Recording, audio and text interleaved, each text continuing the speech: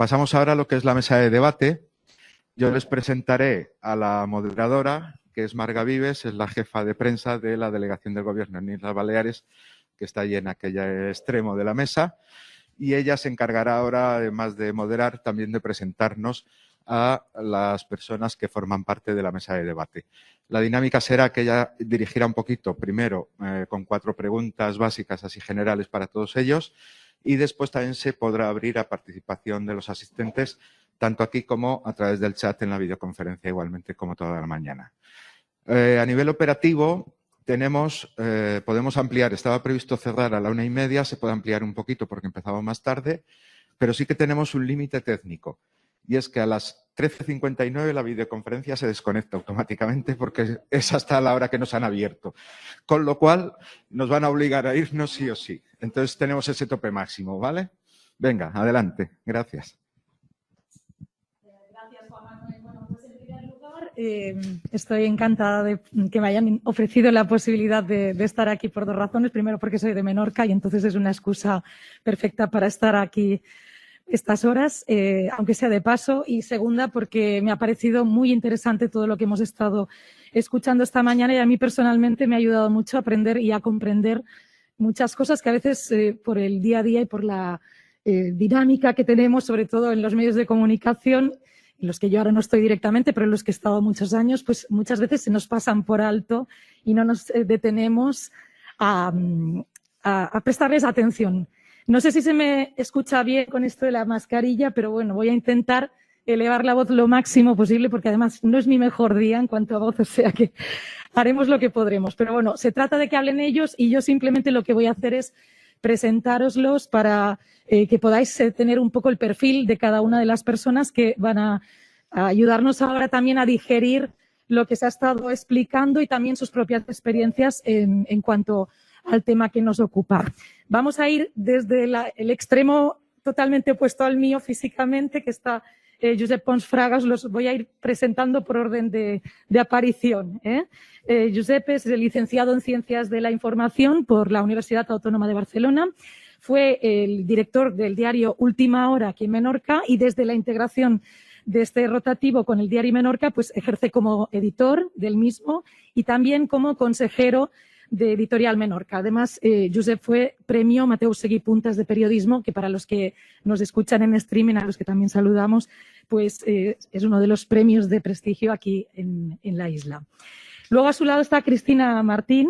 Cristina es directora de Diario de Ibiza desde noviembre de 2016. Cristina, 5 años, un lustro, con lo cual ya experiencia acumulada, como una, podemos decir, Cristina rara avis, porque todavía es un género el de las directoras de diarios, que todavía tiene que recorrer mucho camino, aunque afortunadamente va dando pasos. Y Cristina es un ejemplo porque además fue la primera mujer directora de un diario en Ibiza, con lo cual también tuviste que romper o resquebrajar un poquito ese techo, ¿no?, de cristal. Antes, Cristina fue jefa de local, redactora jefe, y hace años que Diario de Ibiza aplica protocolos de tratamiento informativo de la violencia de género de forma transversal. Que esto, Cristina, si te parece, luego nos explicas un poco cómo funciona, porque puede ser algo nuevo a aportar a todo lo que estamos hoy escuchando.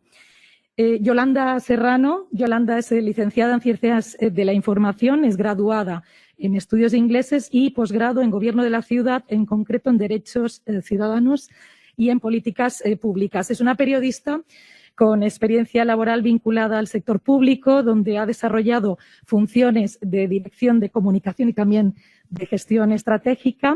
También ha trabajado en el sector privado en comunicación como administradora y responsable de proyectos de una agencia de comunicación y en medios de comunicación como redactora y como jefa de sección. O sea que has tocado todos los palos. Ahora mismo está como técnica de comunicación en la Universidad de las Illes Balears. También has impartido, Yolanda, talleres sobre desinformación, periodismo y noticias falsas a alumnos de centros educativos de secundaria. Yo estaba pensando mucho en Yolanda ahora cuando escuchábamos a Ana precisamente por el tema de los bulos, ¿no?, un tema en el que estás investigando mucho. Y Yolanda Serrano es vocal de Igualdad y Conciliación en el Sindicato de Periodistas de las Illes Balears, del SPIP. Vamos a saludar también, que la vemos aquí en pantalla, a Ángeles Durán. Hola, Ángeles. Que nos escucha desde Palma, creo, por streaming, sí. ¿Verdad? ¿Nos oyes bien, sí. Ángeles? Sí, yo os escucho bien. ¿Me oís? Bien. Muy bien, sí, estupendamente. Bueno, me oigo con retorno, pero supongo que lo podemos arreglar. Ángeles es licenciada en Periodismo, es doctora en Comunicación, es profesora del CESAC Comillas, ha desarrollado investigación académica sobre el tratamiento mediático de violencia doméstica, de violencia machista, perdón. Y sobre esto, además, Ángeles, también tendremos ocasión de que nos expliques. Y es presidenta de la Asociación de Periodistas de las Islas Baleares. Bueno, seguimos. Aquí está Daniel García del Mar. Hablaban antes, apelaban a Daniel todo el rato, decían, ¿dónde está el juez? ¿Dónde está el juez? Bueno, pues el juez está aquí, es el juez de violencia de género en Mahón, pero también has ejercido en el juzgado de violencia de Ciutadella. La delegación del Gobierno le concedió el premio Meninas, que es un premio de prestigio en este campo, precisamente en reconocimiento a su contribución en ayuda a muchas víctimas de violencia de género, y es uno de los fundadores de la ONG Cadena de Favores de Menorca, Premio Onda Cero Menorca 2020.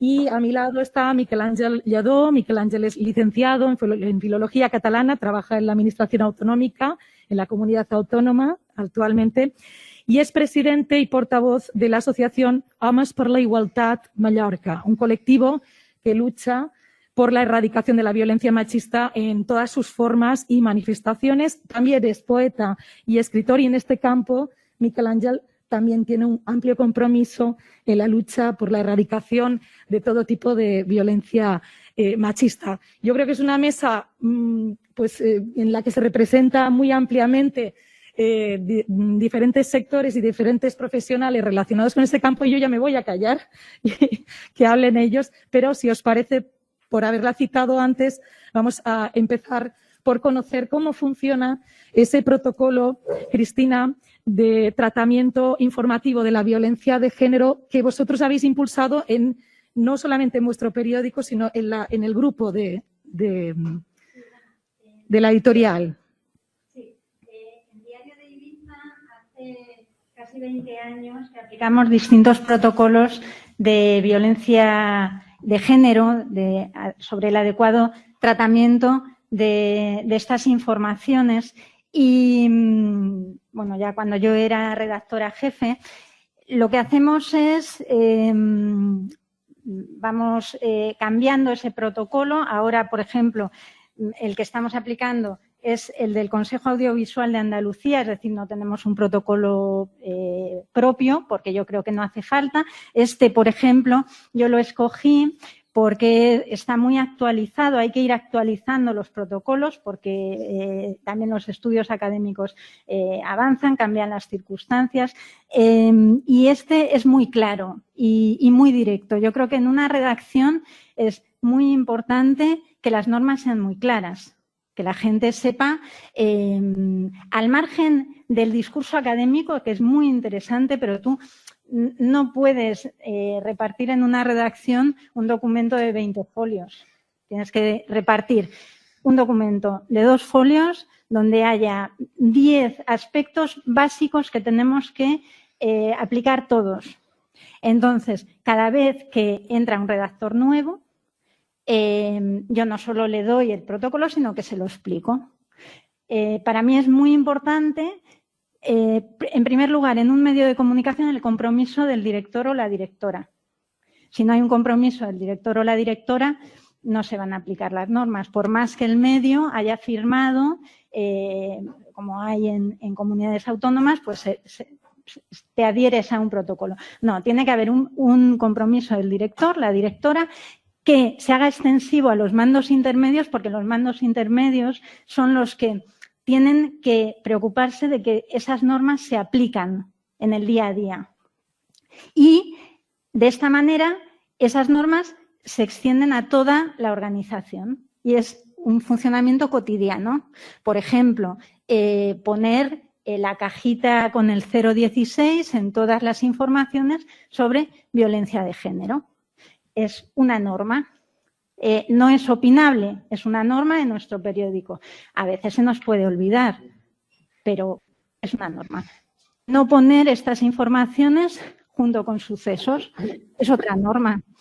En una redacción pequeña es muy importante que estas normas se hagan extensivas a todos los redactores, porque todos los redactores trabajan en muchos ámbitos. No solo el de sucesos va a tratar temas de violencia de género, y digo el de sucesos porque es la persona que suele estar con la información de juzgados. Nosotros no ponemos nunca una información de violencia de género junto con un suceso. ¿Y qué pasa? Pues que a veces hay gente que no lo entiende, porque claro, como bien ha dicho Ana, una redacción es el reflejo de la sociedad. Y en una redacción pues hay misoginia, hay machismo, hay gente que no entiende, incluso que niega el problema de la violencia, o incluso que habla de que hay muchas denuncias falsas. Bueno, pues ¿qué pasa con estas personas? Que claro, si hay un compromiso en el medio y bueno, tú es que no puedes poner una información de violencia de género junto con un accidente de autobús, que no lo entiendes, yo te lo voy a explicar, que sigues sin entenderlo y es un caso real, pues te voy a dar un estudio donde te lo van a explicar mejor que yo seguramente. ¿Que sigues sin entenderlo? Pues es la norma. Lo siento mucho. En este periódico tenemos estas normas. La importancia de lo que estamos hablando aquí es no solamente los estudios académicos, que también tendremos ocasión, sino dos cosas: la colaboración entre los diferentes ámbitos y luego la aplicación, ¿no? El día a día. Supongo que en este caso también nos puede dar su visión el editor del diario Menorca. Gracias, Marga. Hola, buenos días, muchas gracias. Bueno, la verdad es que pienso que la jornada de hoy, que es muy interesante, dirigida a los profesionales de la comunicación, para mí se resume en una frase de la ponencia de la doctora Pilar López. Yo no la he podido escuchar, pero he leído varias obras suyas, varios textos, y la frase para mí es: la violencia estructural es la asignatura pendiente. Sería el título con el cual yo resumiría la situación actual.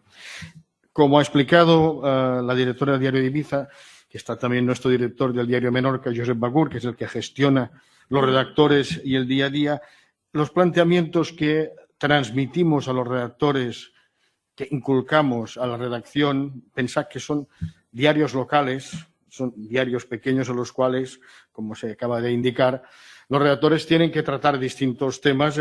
No hay redactores especializados, alguno hay, pero el día a día nos lleva a que los distintos temas de la actualidad deban ser tratados por todos. Entonces, básicamente, ¿cuáles son los criterios que transmitimos a la redacción del diario Menorca?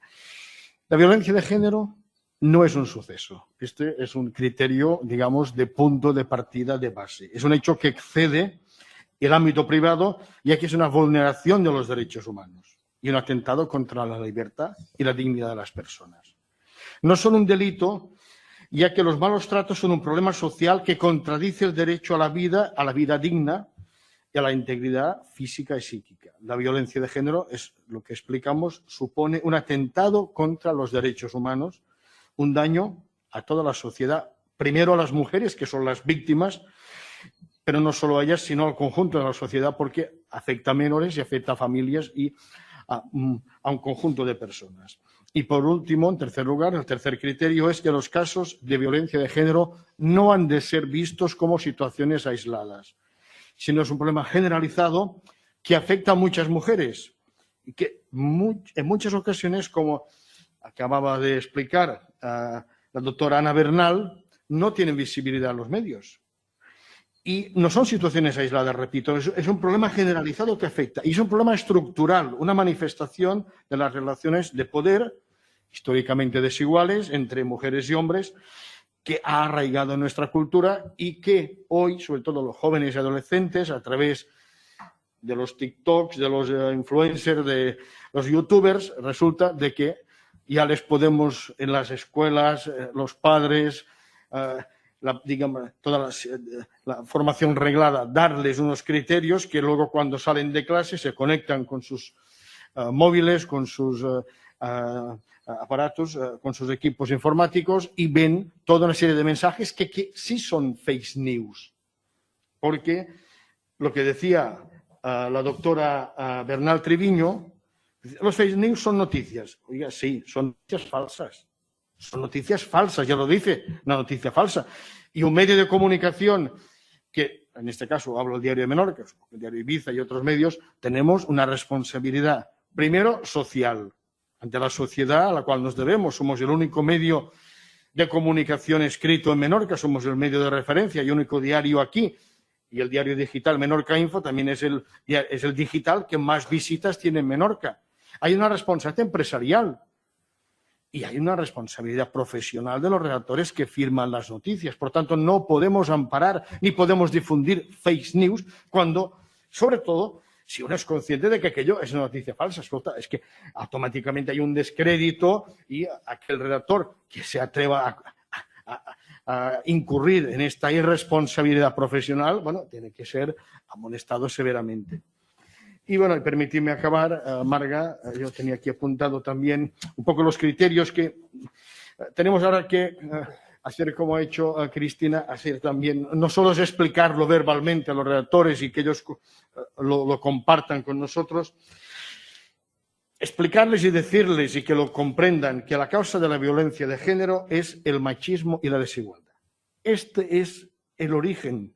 Y los periodistas como profesionales hemos de partir de estos hechos, de estas realidades que nos interpelan y que como profesionales de la comunicación, cuando ocurran sucesos, que cuanto más pequeña es la comunidad, el municipio, lo explicaba a la directora insular del Estado, puede ocurrir que ha habido una agresión, un caso de violencia contra una mujer, que toda la población, Ferrerías, Millor, lo sepa y nosotros nos encontramos después con dificultades para informar porque resulta que o bien en el caso del juez está en diligencias o ni siquiera le ha llegado el caso, ni siquiera ha empezado la instrucción, no hay diligencias abiertas, pero está en fase de Policía Nacional o de la Guardia Civil y escolta, no podemos informar porque esto está en fase de investigación y hasta que la investigación haya concluido, con lo cual esto dificulta muchísimo la información y repito que en comunidades pequeñas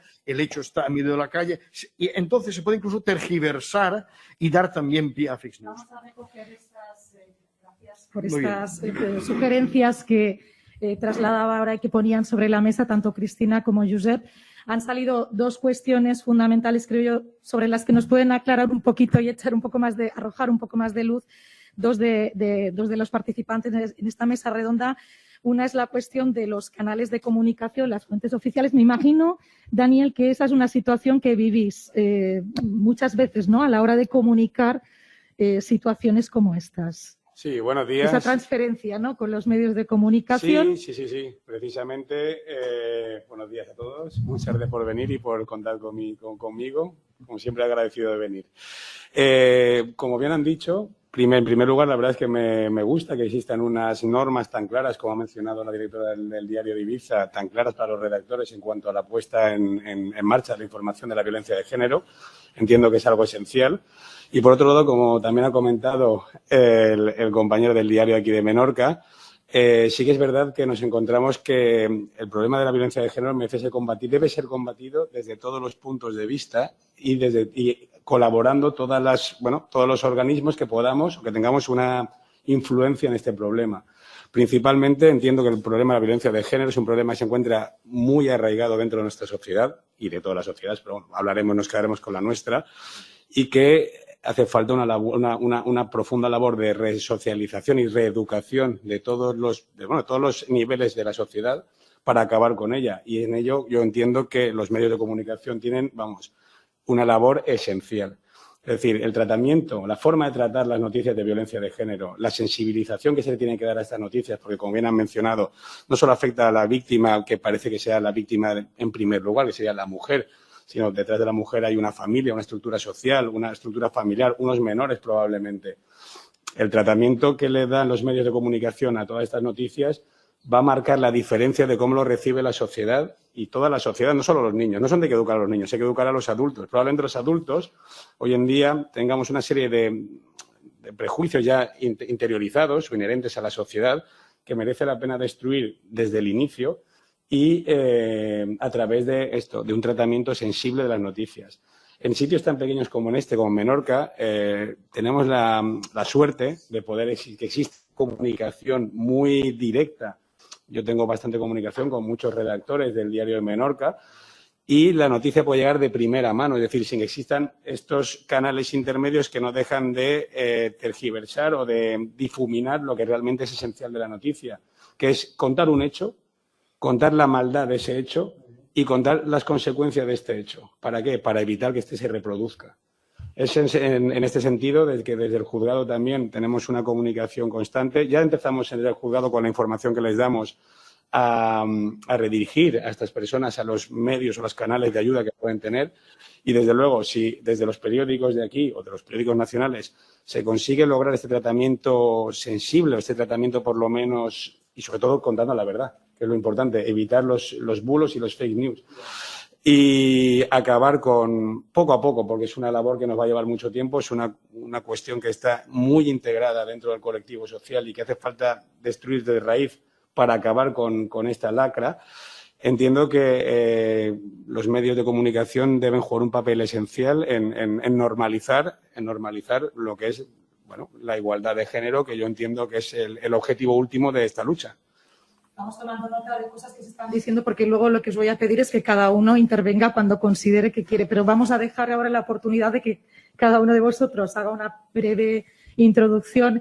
Decíamos que uno de los problemas en la difusión del discurso machista, lo decía Ana Bernal, es el bulo, ¿no? Como estrategia. Y antes comentábamos que Yolanda Serrano ha investigado sobre este aspecto, la necesidad de verificar. Yolanda, ¿no era acaso esa la función de un periodista, verificar?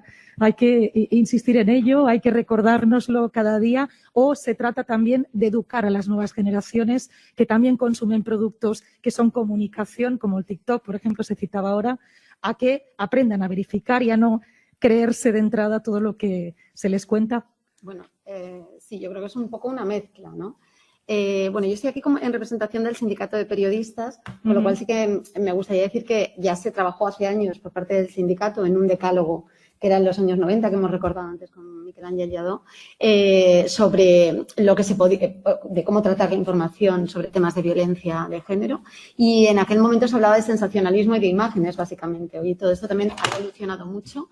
Y se necesita mucho más. Yo creo que sigue faltando formación a los periodistas. Es verdad que vosotros sí que habéis comentado pues la guía esta, el decálogo que trabajáis y tal, pero creo que sí que falta todavía formación y refrescar esa información, ¿no? El hecho de que el machismo, de que la violencia de género sea una violencia estructural, creo que no está bastante asumido por parte de las redacciones. Entra mucha gente nueva cada día, mucha gente en prácticas, mucha gente muy joven. Y no sé si tienen tan asumido lo que es el feminismo, si tienen tan asumido las prácticas machistas y la violencia estructural. Yo creo que en este momento todavía hay mucha falta de información por parte de los propios periodistas.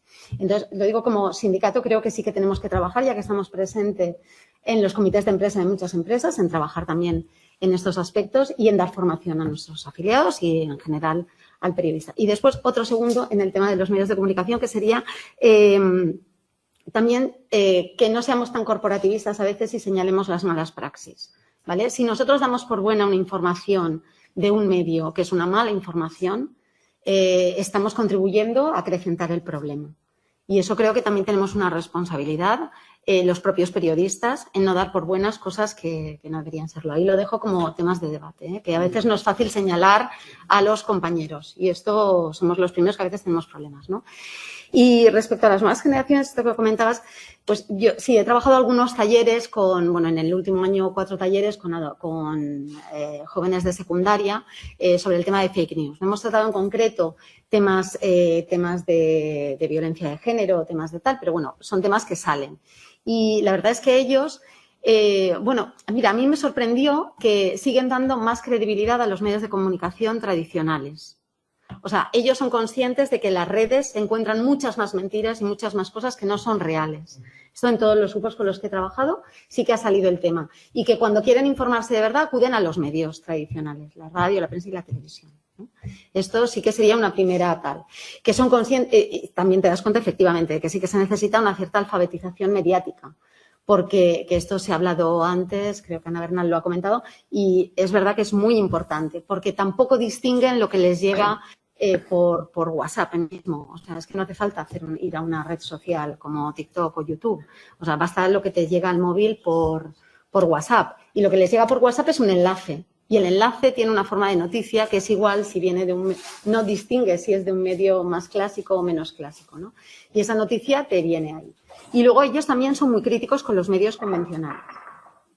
¿Y por qué? Bueno, pues porque es verdad que los medios tienen ese deber de verificar la información y parece que muchas veces, o sea, el otro día tratamos un poco este tema, pero cuando hablamos de fake news parece que existan las nuevas empresas de verificación de datos, ¿no? Empresas como Neutral o como Maldita, etcétera, que se dedican a verificar. Perdona, es que eso es la labor del periodismo. La labor del periodismo es verificar los hechos que vas a publicar. Y si esa labor no se hace, se está haciendo un mal periodismo. Es tan fácil como eso. Entonces, ese trabajo tienen que hacerlo en las propias redacciones. Y muchas veces, por la propia precariedad de medios que tienen las redacciones, por la rapidez, la inmediatez, el clickbait, que es el gancho, el titular gancho que te ponen en las redes, te ponen en las redes y a veces en las páginas de los periódicos digitales, porque esto les genera visitas a la propia página y no se distinguen si es una información real o no. Bueno, pues esto tampoco ayuda mucho al desorden un poco informativo que existe y en el que creo que vivimos todos. Y no solo los jóvenes necesitan alfabetización mediática. Bueno, pues vamos a preguntarle también a Ángeles Durán, que nos escucha desde Palma y como presidenta de la Asociación de Periodistas de las Islas Baleares y también como persona que ha estudiado también todo el tratamiento de la violencia machista en los medios de comunicación. ¿Tú cómo ves el panorama, Ángeles? ¿Cómo ves sobre todo la evolución? Ahora nos hablaba Yolanda de este cambio operado desde ese primer decálogo que elaboró el sindicato. Pues bueno, espero que me oigáis bien. Muchas gracias por invitarme y enhorabuena por hacer este tipo de acciones, que en cualquier caso, pues la pena es que todos los que estamos hoy aquí seguramente pensamos lo mismo, o sea, ya estamos convencidos para la causa que esta es una responsabilidad social que tenemos que asumir entre todos. Lo importante es llegar a otros públicos que hoy no están escuchándonos, ¿no? Ese es un problema, efectivamente, como habéis señalado, todo el tema de la desinformación y la educación mediática y por hacer un enfoque, por aportar un enfoque nuevo a la mesa, porque es evidente que todo lo que han dicho los compañeros que me han precedido, pues estoy absolutamente de acuerdo, es un problema estructural, es un problema social muy importante y bueno, pues por aportar esa y también porque nos afecta directamente, os puedo decir que desde la Asociación de Periodistas hace 5 años que presentamos a la Consellería de Educación un proyecto muy desarrollado y muy sólido sobre educación mediática, porque está muy bien que los medios de comunicación, los compañeros, hagamos un periodismo responsable. Hay diferentes protocolos, hay diferentes códigos éticos que hablan de cómo se debe hacer esto. Cristina pues o Josep nos indican que en sus propios medios esto se aplica. Enlazando con eso, os aconsejaría el decálogo que hizo el periódico Público en el año 2008. Son 10, por lo que decía antes Cristina, esa inmediatez que necesitamos los medios y todo muy sintético, son 10 puntos clarísimos. Estoy muy de acuerdo con ellos, excepto con uno que si me dejáis luego os explico un poco. Y bueno, pues esos medios de comunicación lo tienen que aplicar, pero el problema es que si no abordamos la educación, como bien señalabais todos, ¿cuántos chavales leen periódicos? Poquísimos, poquísimos. Si yo doy clases de periodismo en la universidad, es mi profesión actual, y mis alumnos estudian periodismo y no leen periódicos, estoy harta de reñirles, ¿no?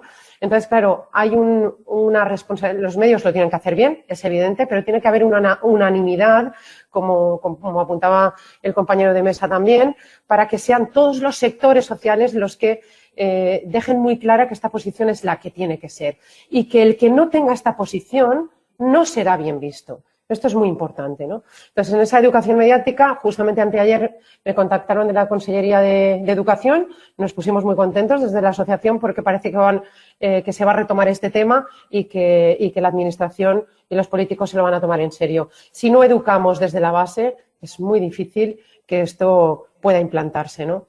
Acabo para no acaparar mucho tiempo.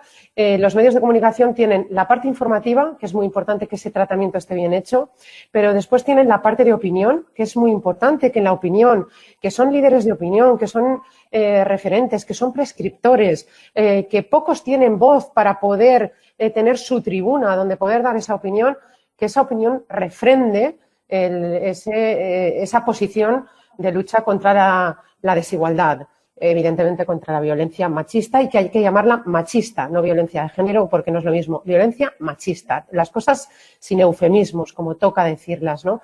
Y luego está, como habéis señalado y es muy preocupante, también en medios de comunicación, en este caso señalo evidentemente mucho más a la televisión, el entretenimiento. La propia Ana, que nos ha precedido con esa magnífica ponencia, ha hecho alusión a eso, ¿no? Esas mujeres, hombres y viceversa, estos contenidos que tanto daño hacen a la sociedad y que, pues afortunadamente en algún momento de lucidez ha habido esa unanimidad y ha habido empresas, por ejemplo, que han retirado su apoyo publicitario a medios porque ha habido acciones de violencia machista o de machismo directamente, ¿no? Y luego hay otro palo, por aportar esa visión novedosa, que es la publicidad. Y hay publicidad que es muy machista. La publicidad que vivíamos hace 50, 60 años, no puedo hablar de ella, tremenda. Pero es que esa publicidad, tengo aquí por la alusión que decías de investigaciones que he hecho, tengo aquí algunos anuncios de Dolce & Gabbana, de Calvin Klein, que son indecentes, que ponen a la mujer en una situación de sumisión, en las que incluso se reproducen situaciones que parecen violaciones gráficas y todo esto no puede tener cabida en los medios de comunicación tampoco. Los medios no pueden aceptar ese tipo de publicidad. No aporto nada más ahora, si queréis después seguimos, para generar más debate. Pues vamos a cerrar esta primera ronda de intervenciones con Miquel Ángel Lledó, que lo tengo aquí al lado, y yo le decía a Miquel Ángel que su participación y su presencia aquí como representante del colectivo Homes per la Igualtat a Mallorca yo creo que es muy simbólica y además muy necesaria, porque no solamente es un trabajo, digamos, en abstracto de la sociedad, sino que también creo que es importante que los hombres se visibilicen en esa batalla a través también de perfiles profesionales, pero también particulares, ¿no? Humanos, que es lo que realmente es este colectivo al que tú representas, Miquel Ángel. Sí, bueno, buenos días. Antes que nada, dar las gracias a Juan Manuel y a la Dirección Insular de la Administración General del Estado por permitirnos darnos a conocer, porque en definitiva somos una asociación pequeña, al menos de momento, que está inserta en lo que es el movimiento de hombres por la igualdad a nivel de Estado, que es un movimiento que tiene cierta fuerza o que va adquiriendo poco a poco cierta fuerza y que tiene su origen y razón de ser más o menos en el año... Más o menos, no, en el año 2000 a raíz de un congreso que se celebró en Sevilla, en el cual, de alguna manera, los hombres empezaron a cuestionarse que algo tenían que hacer y algo tenían que decir para apoyar al movimiento feminista, ¿no? De ahí nace el movimiento de Hombres por la Igualdad, que está coordinado bajo un epígrafe que es AIGE, que es Asociación de Hombres por la Igualdad de Género, ¿no? Bueno, dicho esto, nosotros tenemos aquí un tríptico que si alguien después quiere coger, tenemos Twitter, dirección, etcétera. A mí hay una frase para tratar de, como ha hecho Josep Pons, de definir la violencia de género que me gusta mucho, que es que la cacé así al vuelo cuando Carlos Carnicero estaba en la SER, y que traduzco porque está en catalán, pero dice algo así como la violencia contra las mujeres es un crimen contra la humanidad. el último reducto de resistencia del hombre ante aquello que tradicionalmente ha considerado como un objeto de su propiedad. Yo creo que define a la perfección lo que es la violencia de género. Tanto antes Pilar López como la doctora Bernal se han pronunciado de manera clara sobre estos componentes, ¿no?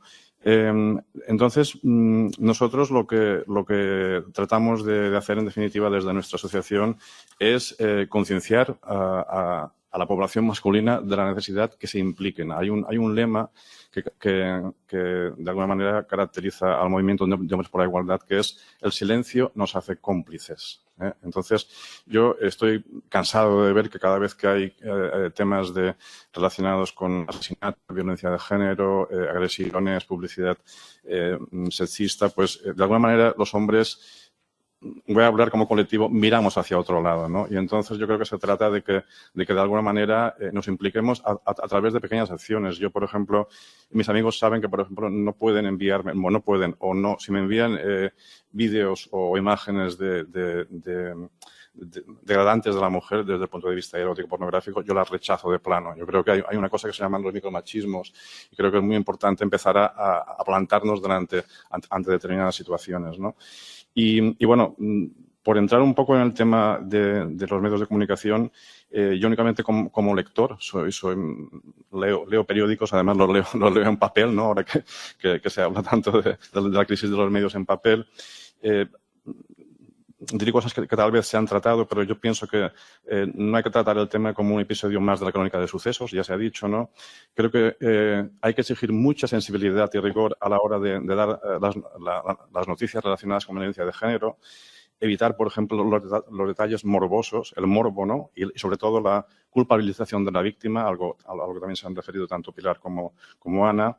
Después, tratar las noticias relacionadas con la violencia de género como un asunto de Estado, un asunto vinculado a la esfera pública. Entonces, es aquello de violencia doméstica, no. La violencia doméstica es un problema realmente público, como en su momento lo fue el terrorismo de ETA. No hay que olvidar que también creo que se ha referido a Ana, que llevamos, creo que son 1.117 mujeres asesinadas desde el año 2003. Y eso es mucho más de lo que mató ETA durante toda la época, todo el periodo en que estuvo activa, ¿no? Después también yo creo que estaría muy bien acompañar las crónicas de asesinatos con artículos o reflexiones de fondo, como se hacía con el terrorismo político, digamos, ¿no? Alrededor del hecho en sí.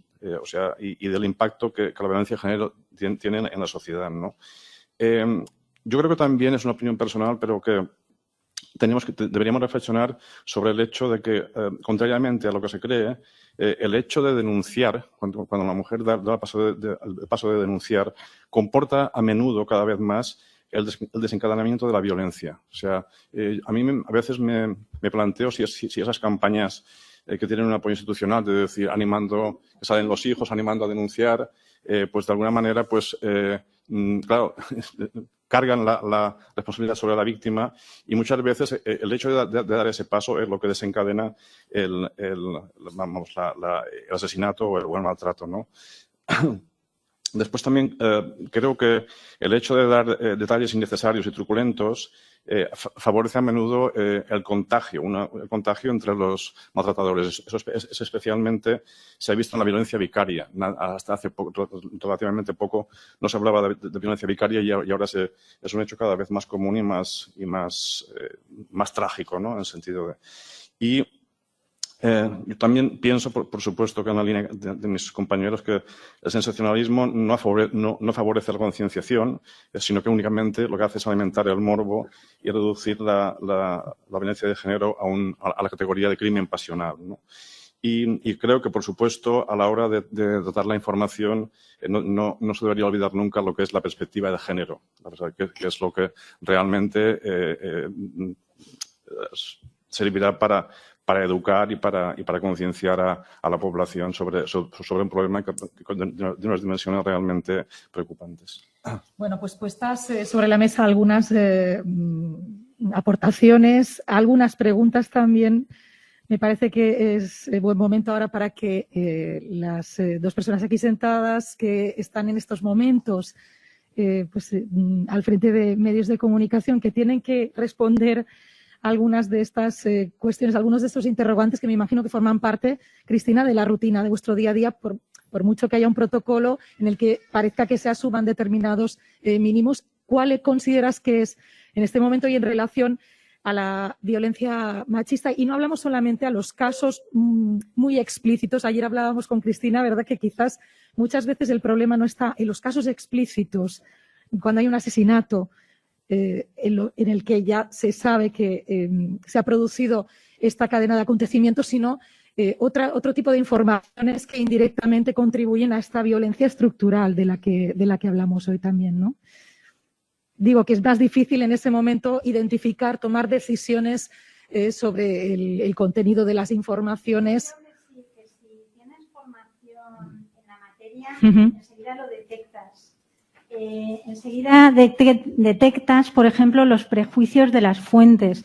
Es importantísimo detectarlas porque te encuentras, y esto es un caso real, por ejemplo, hace años en un juicio en Ibiza, un caso de violencia de género, la mujer retira la denuncia, es algo muy habitual, es el proceso el ciclo de la violencia.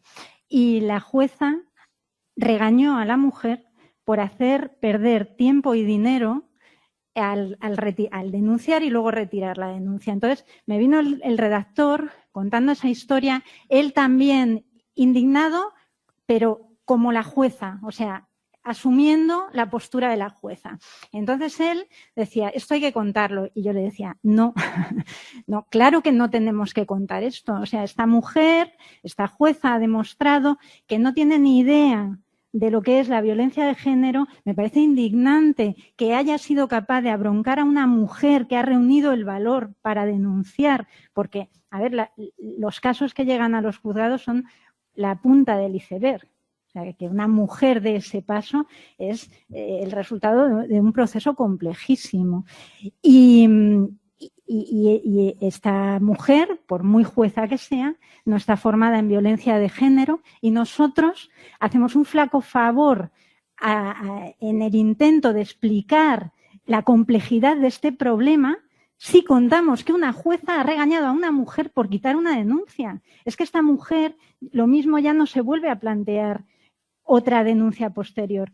Entonces, tenemos que ser muy conscientes, por ejemplo, de que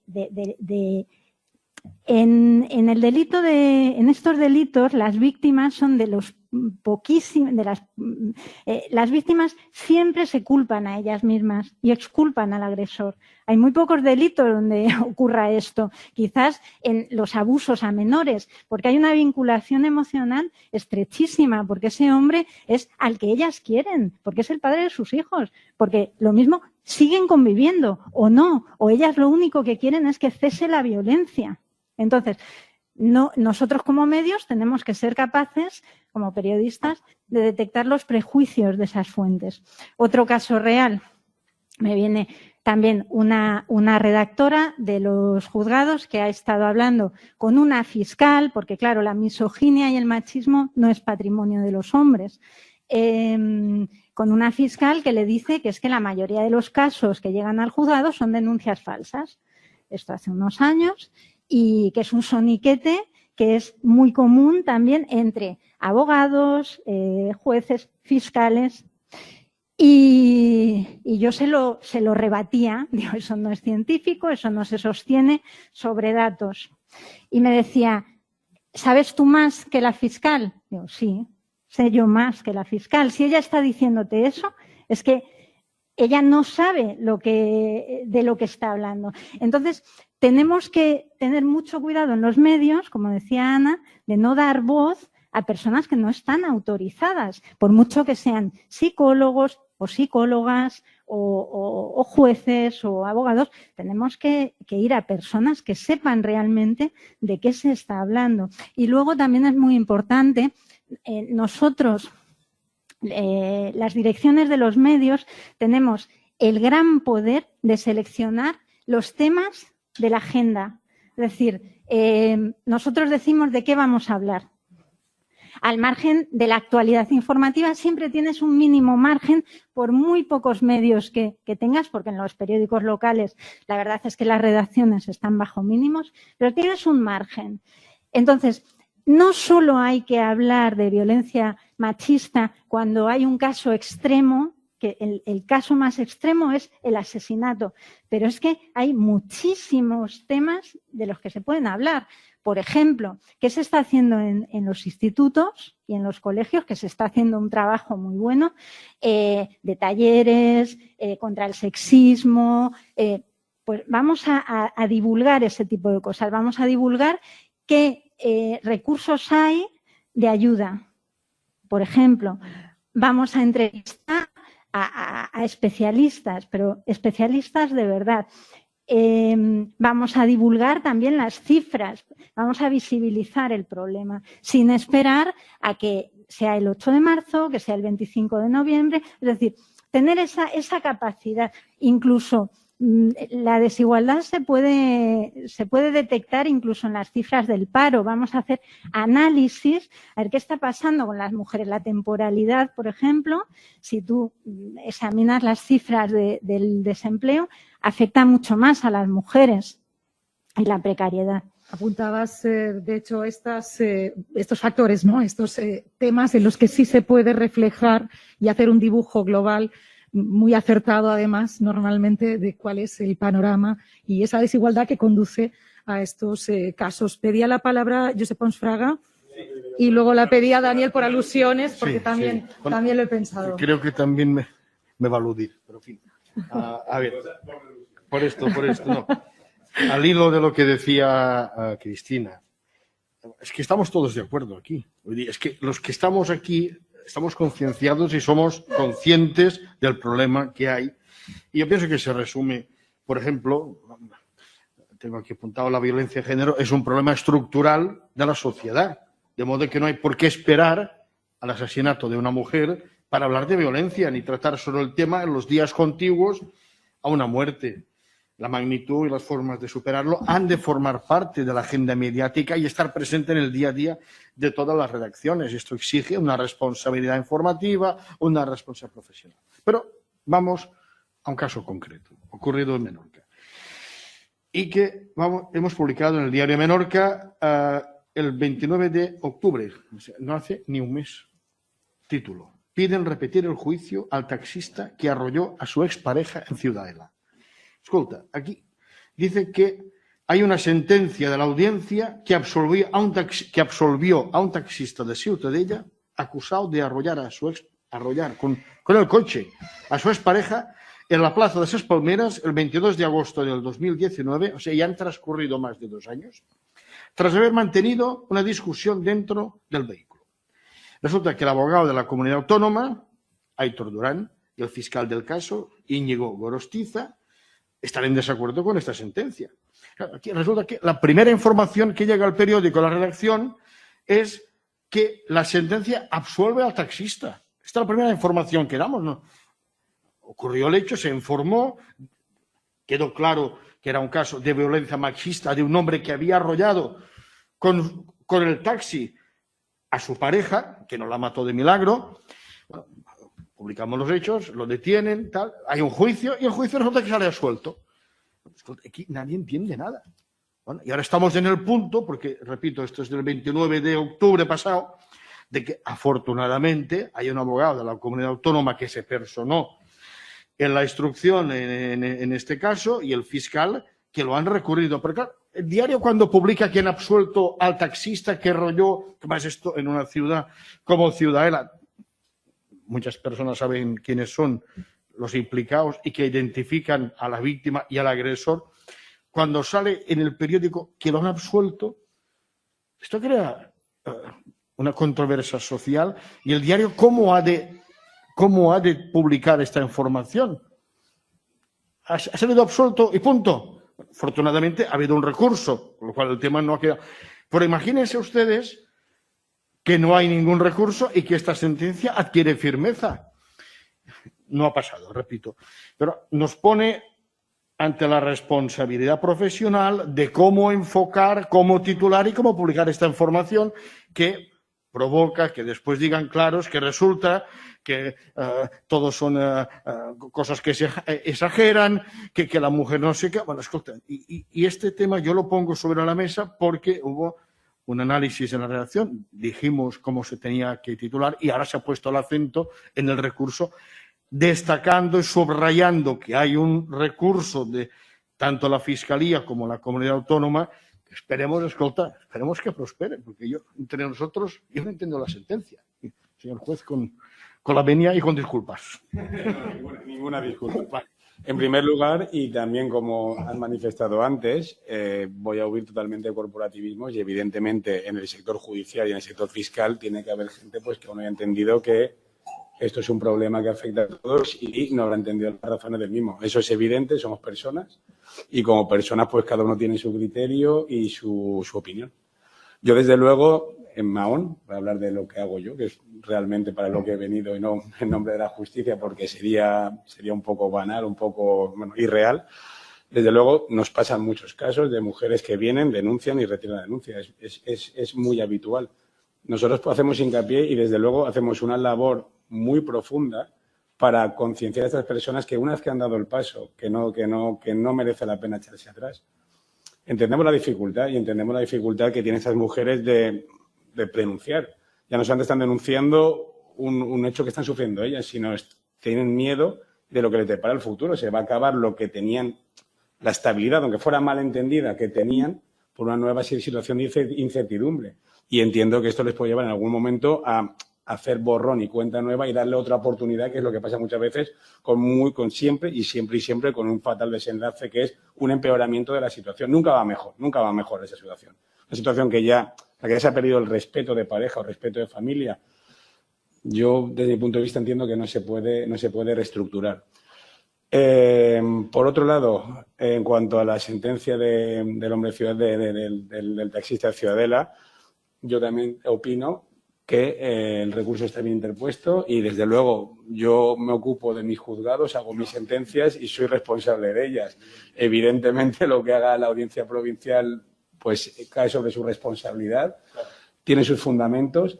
Es verdad que muchas veces leo mucho, yo prácticamente a diario leo el Diario de Menorca porque entiendo que antes de salir al juzgado tengo que estar informado de lo que piensa la sociedad un poco y darle respuesta a este pensamiento. Sí que es verdad que entiendo vuestra dificultad de a veces de explicar cómo una cosa tan evidente ha acabado una sentencia tan que parece incongruente, porque existe siempre un razonamiento jurídico que muchas veces pues está fuera del alcance de mucha gente o de muchos lectores y es difícil de entender. En este caso en concreto, no estoy hablando de este caso en concreto, en este caso en concreto entiendo que la Fiscalía había interpuesto bien el recurso y espero que prospere también, evidentemente. Como he dicho, voy a huir de todo tipo de apoyo institucional a mi propio, de corporativismo, porque entiendo que cometemos errores como cualquier persona y que dentro de nuestro sector, dentro de nuestra profesión, existe gente que aún tiene mucho que aprender. No os olvidaréis del caso que salió tan sonado en las noticias de estos dos profesionales, eran la secretaria judicial, un fiscal y un juez, que después de un juicio de familia que venía de violencia de género se dejaron abierto un micro y empezaron a hablar, una conversación más propia de café o de bar que de un juzgado. Y evidentemente eso no dice nada bueno de nosotros en un momento en el que tenemos que dar una imagen de, bueno, como lo han dicho antes también, es una cuestión de Estado, en la que nosotros como poder público tenemos la obligación de estar en la punta de lanza de esta lucha y sobre todo colaborar con los demás sectores, como he dicho antes, con los medios de comunicación, para pues que la gente entienda el por qué hacemos las cosas y que siempre es en aplicación de la ley. Puede ser una aplicación particular como puede hacer cualquier persona, pero desde luego nosotros lo que hacemos es aplicar una ley que nos viene establecida por el Poder Legislativo, evidentemente.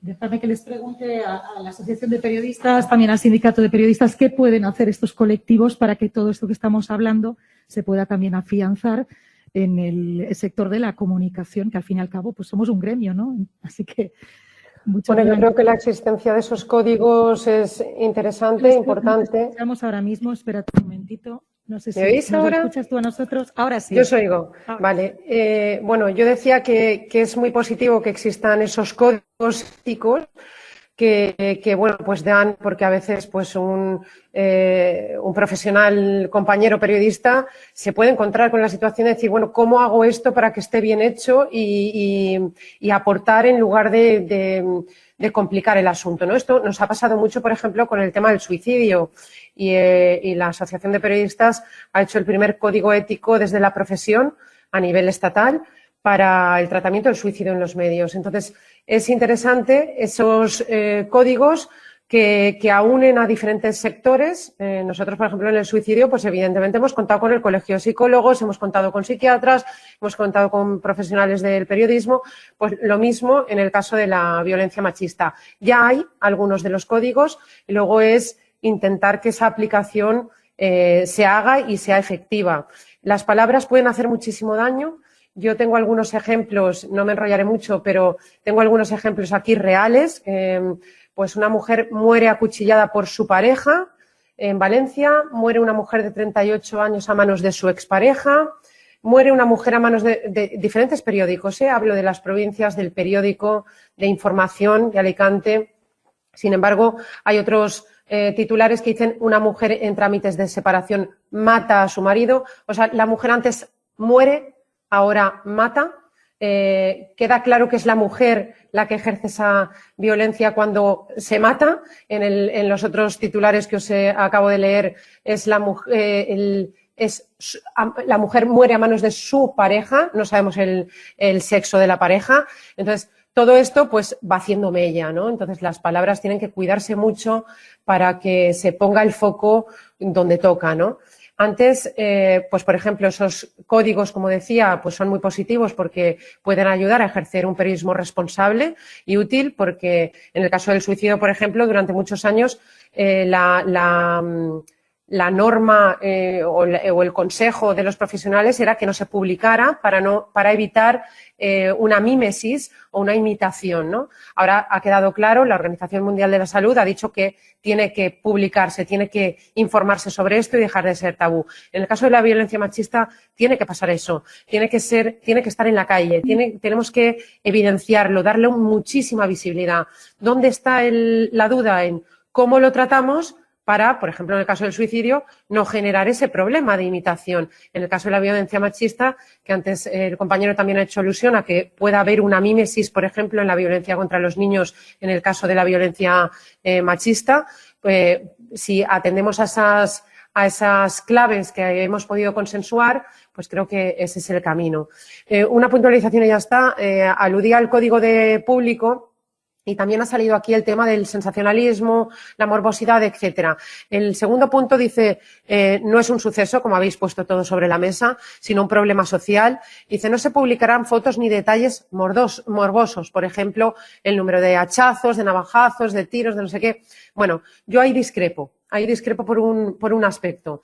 Discrepo porque si fuera un sensacionalismo o un morbo en sí mismo, pues evidentemente, como en otros momentos, pues me ha parecido algo reprobable a nivel periodístico, pero en este caso creo que evidencia una saña. O sea, ese ensañamiento pone el foco sobre el maltratador. ¿Qué tipo de persona, qué calaña es esta que llega a infligir ese dolor, esa agresividad, esa maldad, ¿no? No es lo mismo decir una mujer muere a manos de su pareja que decir que un hombre mata a una mujer asestándole 30 puñaladas. Ahí en este caso, solo por puntualizar esto, ¿no? Del tema del sensacionalismo, me parece positivo el poder trasladarlo también.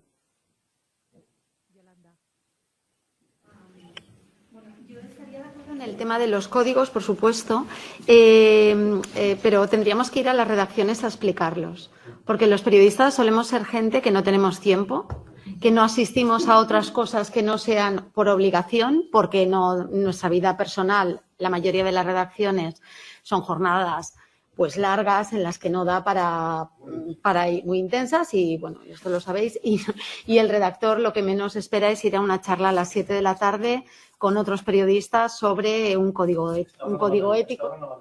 no va nadie, por eso, y un sábado por la mañana menos y un no sé qué menos. Nos ha pasado, en el sindicato hemos hecho una charla hace un par de semanas sobre salud mental y el tratamiento informativo de la salud mental y éramos 10, 112 y éramos pocos, ¿vale? Por eso digo que habría que ir a las redacciones a trabajar estos temas in situ porque son difíciles luego de trasladar. Y bueno, y contar, por supuesto, con la implicación de los directores es muy importante, porque es verdad que si desde la dirección de un medio no se tienen en consideración estos aspectos, es muy difícil que la cadena se transmita correctamente y los cargos intermedios. Y luego haría otra puntualización sobre la responsabilidad de los medios, porque los medios no son una empresa cualquiera. Yo creo que ahí también es una empresa un poco diferente, porque los medios de comunicación, en cierta medida, son depositarios del derecho a la información de la ciudadanía. Y el derecho a la información sí que es un derecho reconocido constitucionalmente y que tenemos derecho a exigirlo. Y en este momento los medios son en parte depositarios de ese derecho, ¿no? Entonces, no son unas empresas como cualquier otra que su principal objetivo tenga que ser hacer dinero. Y en esto creo que a veces tampoco hay que perder eso, no lo tienen que perder de vista ni los propios periodistas ni las empresas periodísticas, porque contribuyen a la creación de la opinión pública y contribuyen, bueno, pues eso, a garantizar el derecho a la información, ¿no? Entonces, esto nos hace tener les hace tener una responsabilidad extra a la hora de tratar su producto, que es la información. Y esta responsabilidad extra tiene que ver con como hemos hablado antes, de que sea una información veraz, de que no sea una información falsa, de comprobarla, de informar realmente, que sea una información que no agrave el dolor de las víctimas y de sus familias, que eso también es muy importante, de que se trate con un lenguaje preciso, porque precisamente el lenguaje es el instrumento con el que transmitimos esa información y que el lenguaje ha de ser tratado correctamente y muchas veces también nos encontramos con una degradación de ese lenguaje en el discurso público. No solo pasa que se insultan en el Parlamento, también vemos insultos en programas de televisión o oímos en algún programa de radio, en alguna tertulia, etcétera. Y eso también creo que hay que cuidarlo.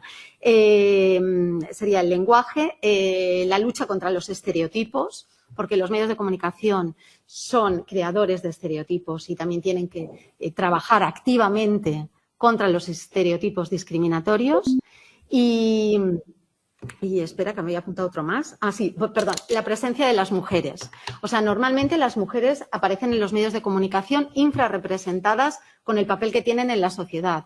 Aparecen un 20%, un 20, un 30% en los medios de comunicación. Y cuando aparecen, no son las expertas, no son las líderes, no son, al contrario, son víctimas, y aparecen en situaciones que no las representan o no nos representan en el papel que realmente tenemos en la sociedad. Y eso también los medios están obligados a equilibrar esa presencia y tienen esa responsabilidad a la hora de transmitir, ¿no? Yo diría esas tres cosas. Información veraz, información sin agravar el dolor de las víctimas, información con responsabilidad social por la función que cumplen. Miguel Ángel ha pedido también la palabra y después, si alguien también tiene alguna pregunta que hacer, como nos queda muy poquito tiempo, les vamos a dar unos minutos para que los que quieran hacer alguna intervención aquí o en sus casas o al otro lado de la pantalla la hagan, Miguel Ángel.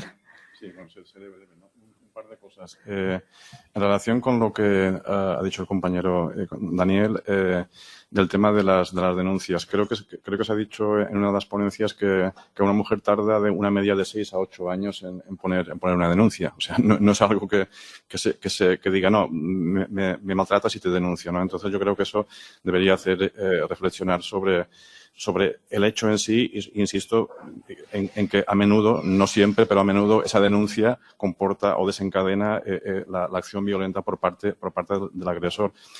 A mí siempre me gusta sacar a colación una película que me parece modélica en el tema del maltrato, que es Te doy mis ojos, de Iciar Bollaín. Me imagino que la mayoría la conocéis, en que precisamente un poco la conclusión es de que cuando ella toma las riendas de su vida, se vuelve independiente, la reacción de su pareja o de su expareja es precisamente muy violenta, porque no puede, yo creo que el problema es que muchos hombres no pueden consentir de que las mujeres tomen las riendas de su vida. Es aquello de decir, la maté porque era mía, ¿no? Si no puedes ejercer ese dominio, esa subyugación, pues entonces se desencadena de algún modo la violencia. Y después también un poco en alusión a lo que ha dicho la compañera, sobre el tema del sensacionalismo. Por supuesto que hay que poner en evidencia la saña y el maltrato y las características especialmente cruentas o crueles de un...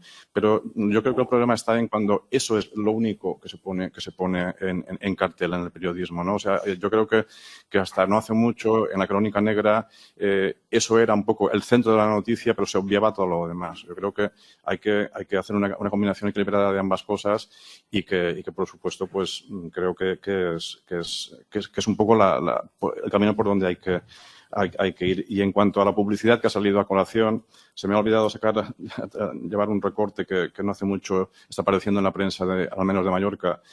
Y bueno, y que la publicidad sexista es algo cada vez más subliminal y más escandaloso, ¿no? Hay ahora toda una publicidad en relación con el tema de las placas fotovoltaicas, que no sé si os habéis fijado. Bueno, una de las últimas es de que aparece un tejado con placas y hay una mujer, además es que es absurdo porque es una mujer que está sentada, ¿no? Y estaba abrigada con una manta, pero luciendo unas piernas estupendas, ¿no? Entonces dices, bueno, hay algo que no cuadra, ¿no? Es una imagen que puedes encontrar en Internet, porque cada vez la publicidad, además publicidad de energías alternativas, que dices, bueno, aquí hasta ahí llega un poco el discurso machista, ¿no? Y eso quería. Pues me parece a mí que si alguien de vosotros quiere hacer alguna puntualización, pregunta, creo que... A ver, un momentito el micrófono, porque así nos pueden escuchar también. Además, no olvidemos que está Ángeles también en streaming escuchándonos. Yo quería dirigirme a los periodistas en 3 cuestiones que pueden ser quizás un poco problemáticas o tal, pero creo que son importantes. La primera es la que ha dicho María Ángeles Durán, de la mímesis o mimesis. Las dos maneras son correctas, según se coja la etimología griega o la latina.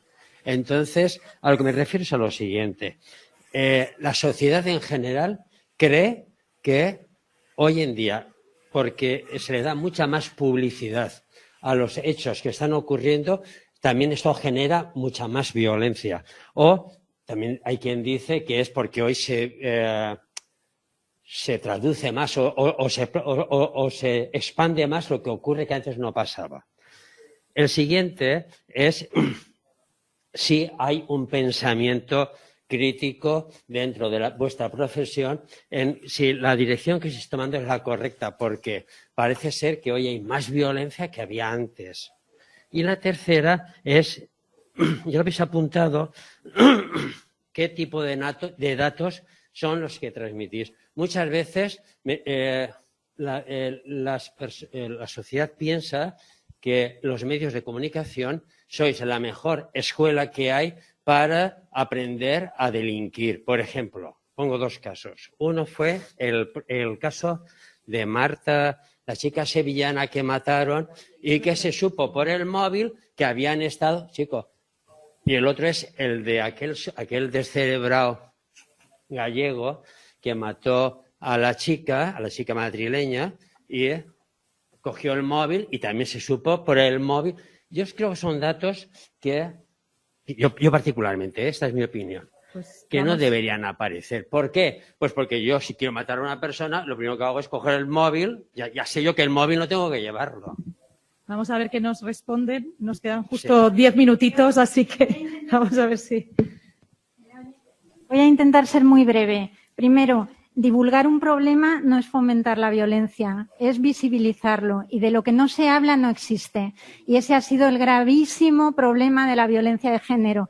De lo que no se habla no existe. De lo que no hay cifras, no podemos concebir su magnitud. Por tanto, es fundamental que los medios de comunicación divulguemos el problema, demos las cifras y además machaquemos a la sociedad para contribuir a acabar con esa mentalidad que está siendo el caldo de cultivo de esa violencia. Ahora no es que haya más violencia, es que se visibiliza más, se conoce más y además lo que hay es una reacción del machismo, de los machistas, hacia el avance de la igualdad, hacia el avance de las mujeres en la sociedad. Cuando una mujer está relegada en su casa, bueno, pues es el rol tradicional, no hay problema si está sometida a su marido, pero en cuanto las mujeres avanzamos en el espacio público, empiezan los problemas, empieza la reacción. Es decir, no es que haya ahora más violencia porque estemos hablando de ella, es que es un problema más complejo. Y la pérdida de privilegios, perdona, hay muchos, o sea, ahora está habiendo un repunte del machismo muy, muy preocupante ligado a la extrema derecha que tiene relación con ese avance del feminismo y ese avance de la igualdad. Y lo que cuanta más visibilidad se da, pues más, es que el problema es que existe en la sociedad. Y durante muchos años se ha ocultado sistemáticamente. Entonces, si hay problemas de drogadicción, en narcotráfico, si los diarios lo publicamos, fomentamos el narcotráfico, si denunciamos los casos de maltrato machista a las mujeres, hay un tema que ha explicado el juez y que yo tengo apuntado aquí, y es, mira, les decimos a los redactores, especial cautela, atención a la información sobre presentación o no de denuncias o de retirada de denuncias, porque esto puede dar lugar a interpretaciones correctas. Escolta, no, este tema es que incluso puede fomentar, mira, es que ha retirado la denuncia, ¿no? Aquí nosotros no entramos, es una cuestión que no hay que propiciar que esto pueda dar lugar a estas posibilidades. Los diarios, los medios clásicos, los medios de comunicación, las cabeceras, los rotativos que se imprimen aún en esta fase de transición del papel al digital, veremos el papel hasta cuándo pervive. Escolta, hay unos criterios de profesionalidad que en ningún momento vamos a dar explicaciones para aprender y a enseñar a delinquir, ni enseñar la violencia machista. Ahora, otro aspecto, otra dimensión son las famosas redes sociales, los TikTok, los YouTubers, que aquí nosotros no podemos entrar. Y aquí está el ambiente de las fake news, que son noticias falsas, y nosotros, mira, que vamos con cuidado. Y si nos hemos equivocado, al día siguiente, una fe de errores o poner un titular, este dato no era correcto, y pedimos disculpas a nuestros lectores. Por lo tanto, yo pienso que es importante, y a partir de aquí es donde las redacciones hay que fomentar este pensamiento crítico ante un hecho, que es el hecho del machismo, que no se puede justificar ni se puede tolerar. Si me permite, Marga. Muy rápidamente, porque una frase. Que cada uno tenga una frase. Los y las periodistas somos o hemos de ser agentes de cambio social. Tenemos la gran responsabilidad de cuidar los mensajes que mandamos a la sociedad, de no cambiar las narrativas que durante años han pervivido. Corremos el riesgo de seguir alimentando los círculos de violencia estructural y fomentando que se culpe a las propias mujeres de las violencias que ellas sufren, que ellas son las víctimas. Esto es lo más importante, son las víctimas. Esto es lo que tenemos claro. Intentamos inculcar a la redacción.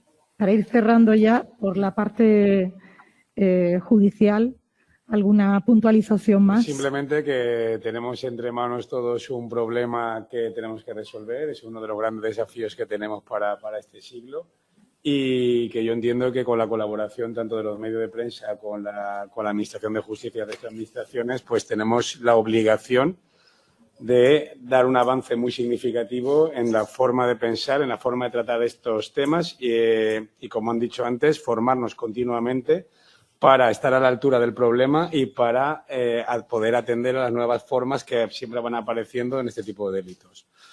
Yolanda, Ángeles, Miquel Ángel, ¿queréis añadir alguna cosa para cerrar?